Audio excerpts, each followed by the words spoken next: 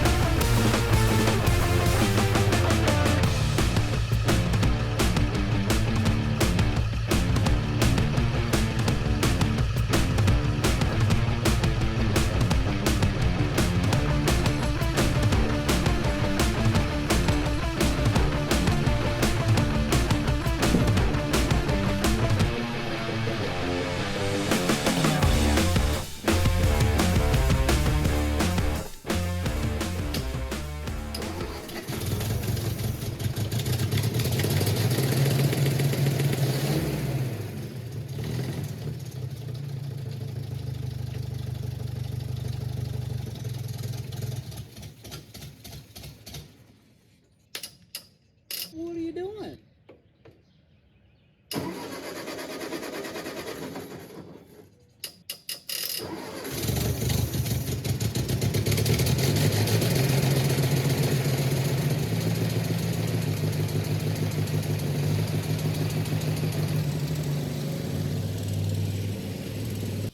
Welcome to Big Blocks and Channel Locks. Today we've got this Ford tractor. She's a 6-volt. I've done some carburetor work for this guy in the past. This time he came to me and said, hey, it don't start very good.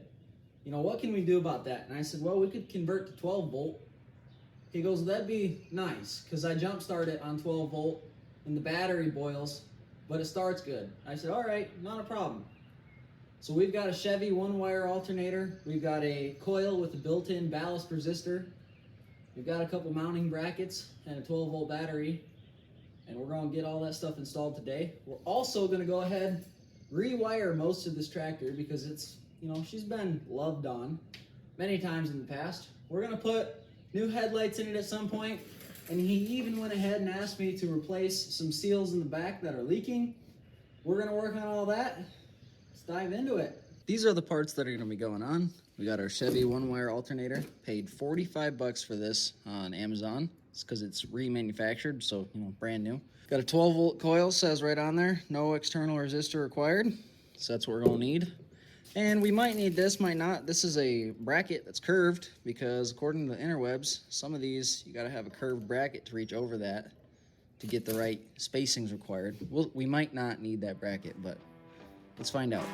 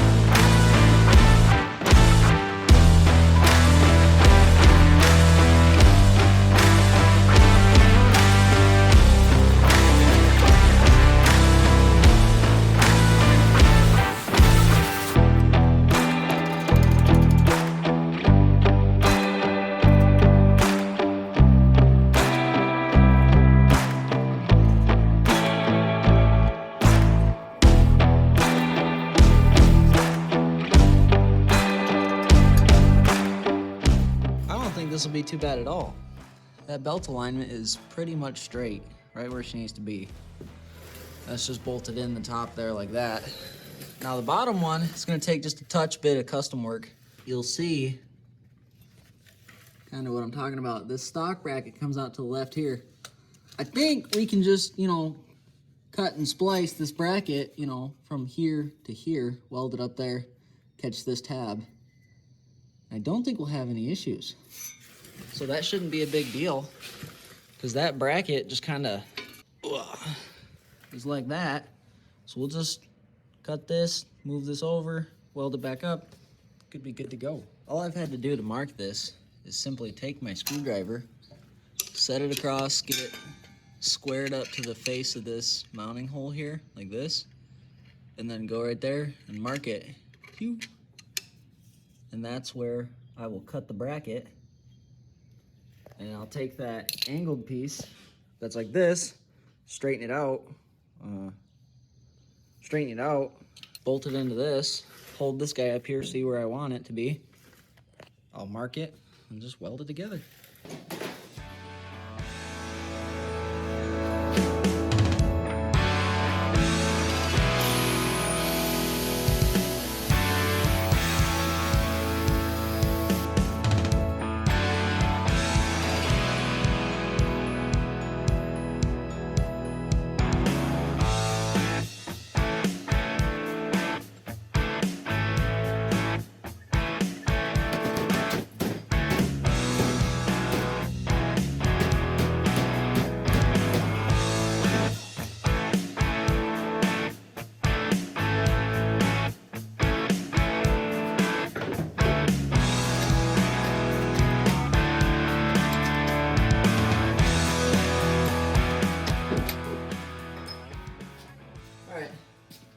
Straight enough.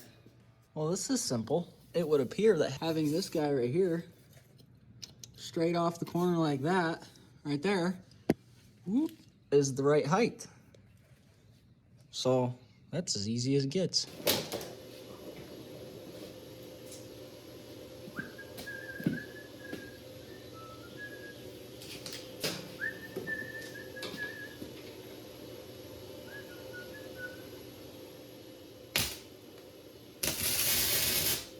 Should probably test fit.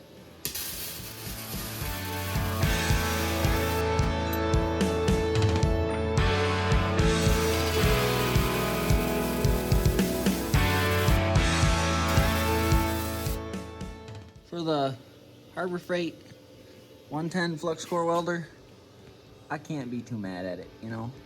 It's good. She ain't going nowhere.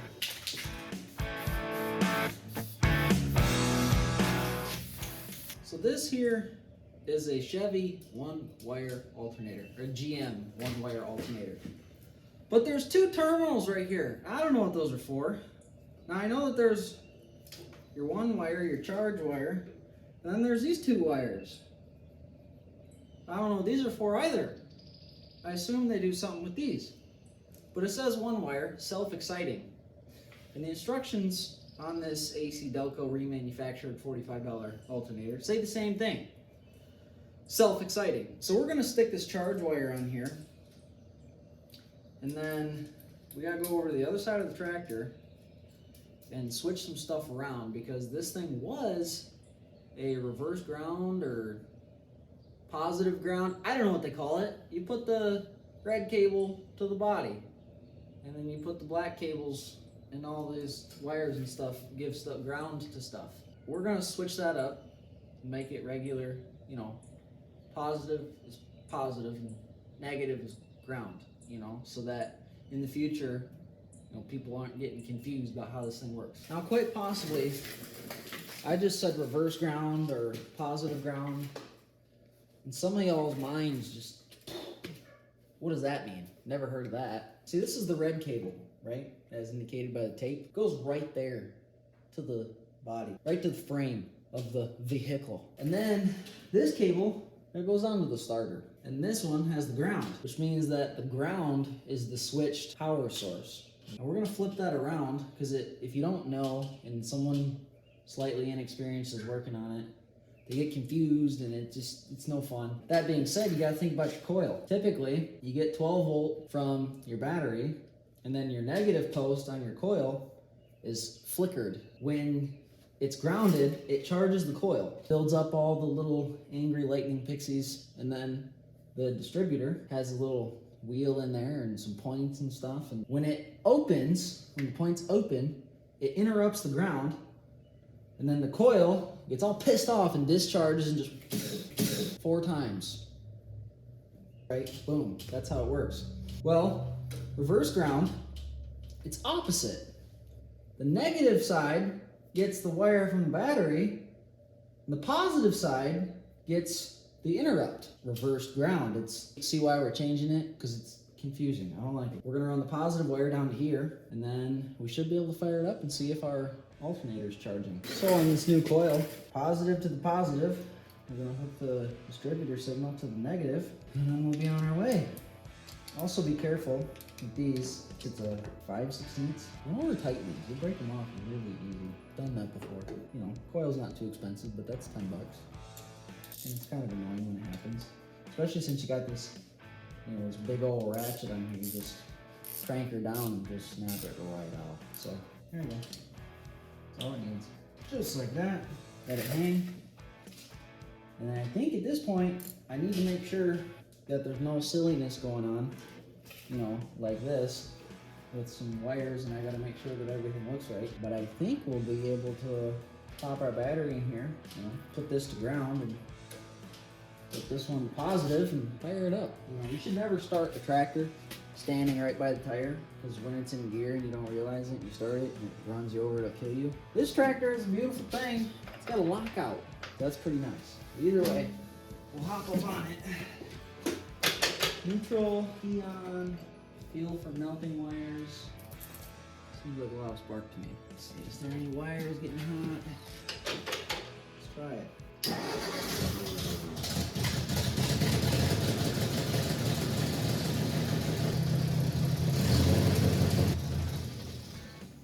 12.5. Turn it on.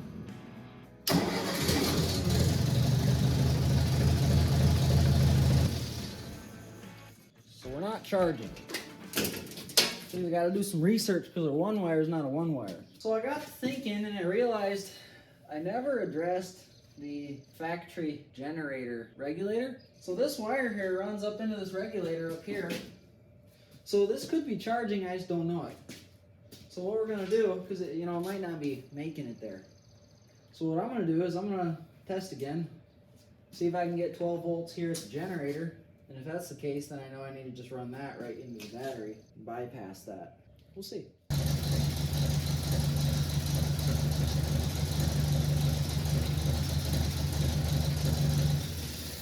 Nope.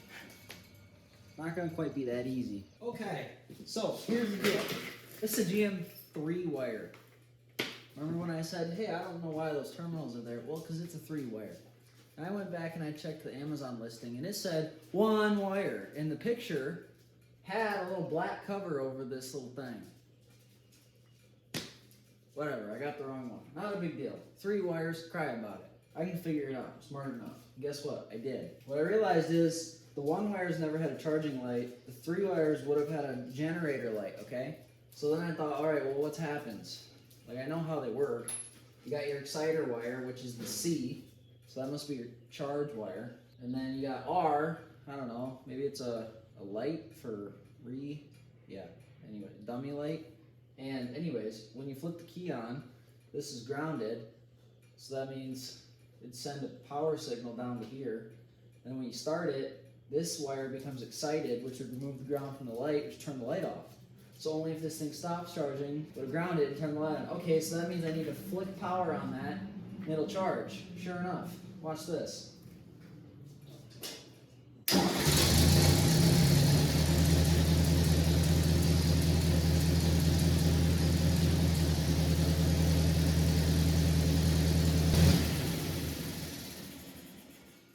Sucker is mint. Now that we figured out the alternator charging, this guy right there, he's the old voltage regulator. And you can see there's a good mess of wires in here. We're gonna get that regulator out of there. And, you know, we're gonna clean everything up, you know. Not a show tractor, but it doesn't mean she needs to be a sloppy tractor. Every wire has been cut, butt connected. It's a mess. Think about this for a minute. I'm gonna redo all of it.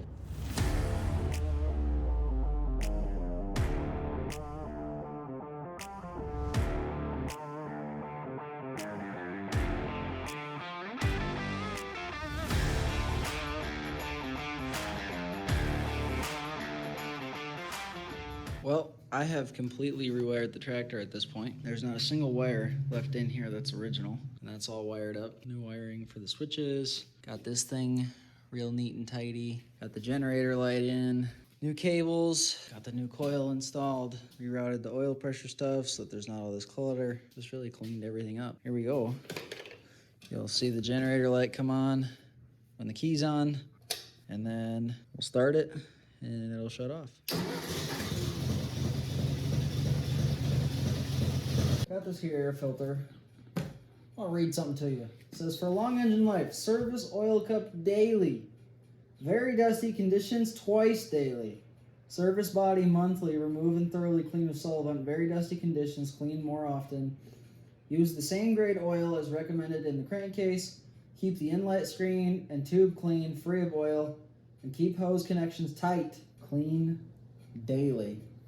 I don't think this thing's been cleaned in like years. But you can see an aggressive amount of crap. Well, there's oil in it, so that's good.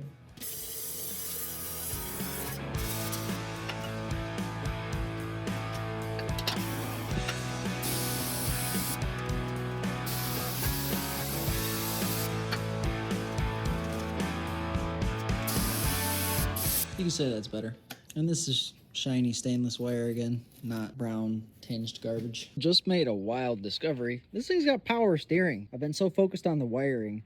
This is how it does it, with a hydraulic ram. So then I'm like, power steering pump. Duh. Popped cover off, had no fluid in it. I mean, it was a little wet, but it was like completely empty. Pop fluid in there, and it starts leaking right here. So I sprayed this off, tightened that up, topped that off. I'm gonna start it and see if we got power steering back.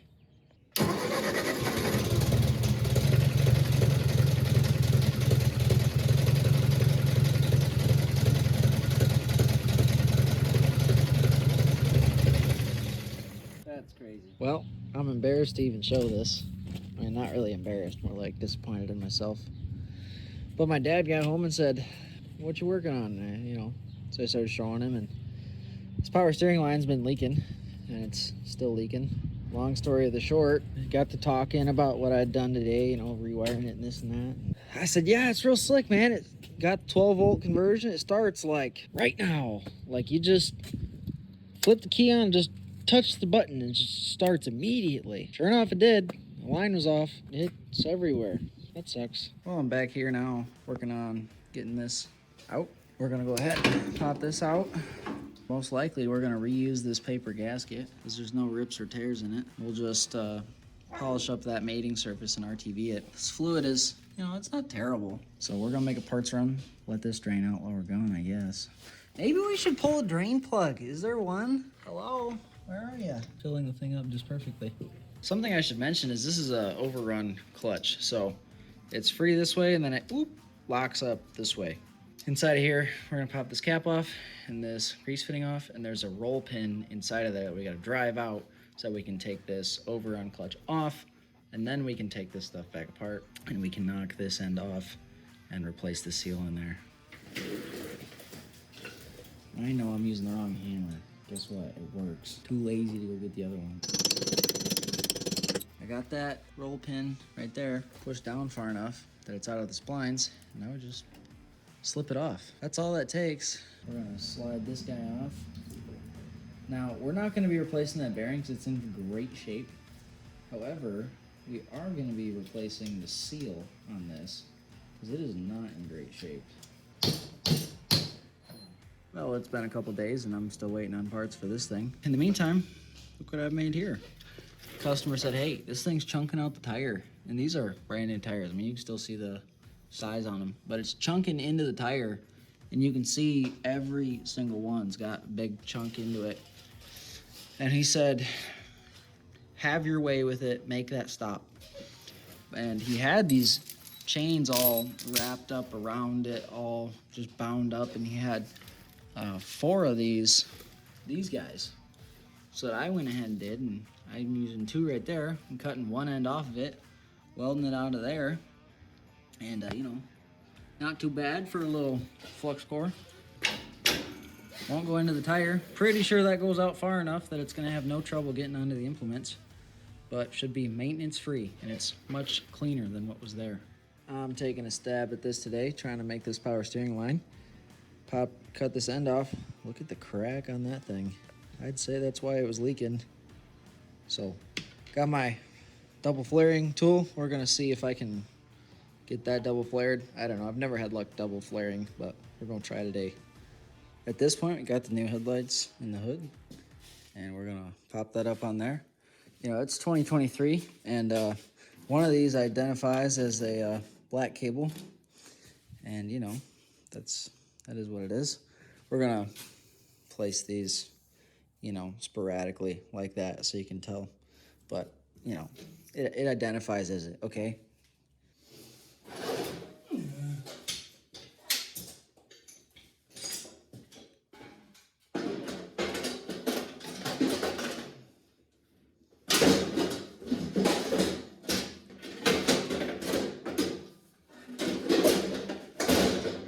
I don't know if I showed you guys this, but over here, the headlights wiring goes over top of the tank and is all wrapped up in this nice Tech Flex loom. I don't know. Got this stuff on Amazon. Oh, Alex Tech. Expandable. I like it.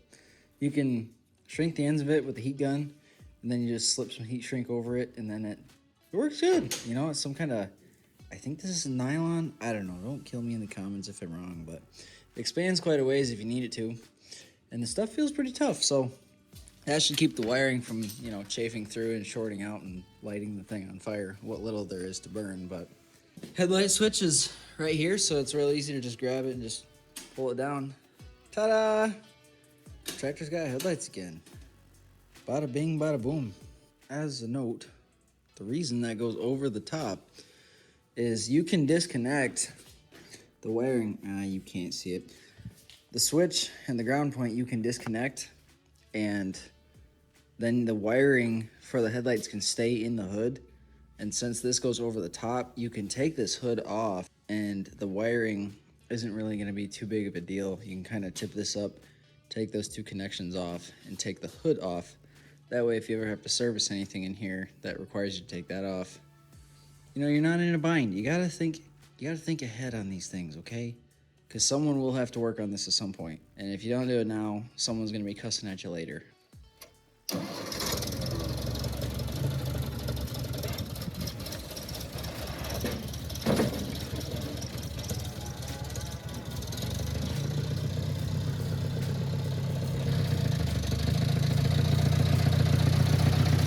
Well, that's gonna do it for this one.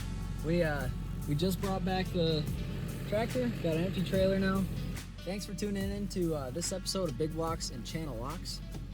I got to apologize. I have been working like 105 hours a week, and I did not do a good job of recording that.